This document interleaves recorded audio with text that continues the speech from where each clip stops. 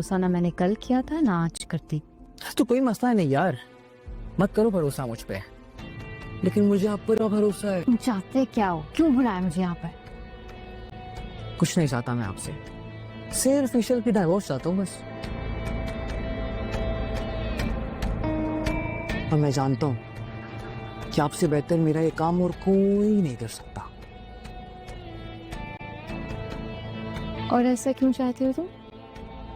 पता चल जाएगा यार, टाइम आने पर सब पता चल जाएगा। 1 महीने का टाइम है आपके पास। अगर अपना घर बसाना चाहती हैं ना, तो ईशल को सिर्फ अपने घर से ही नहीं बल्कि आशिर की जिंदगी से भी बाहर निकालना होगा आपको। और तुम चाहते हो कि मैं तुम्हारा भरोसा कर? क्या पता ईश्वर के साथ मिलकर मुझे फंसाने की कोशिश कर रहे हो।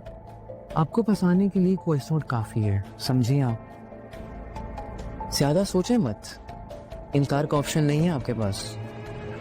हाँ अलबत्ता मेरे पास एक एक्स्ट्रा ऑप्शन जरूर है आपकी जिंदगी बर्बाद करने का। So you think over it.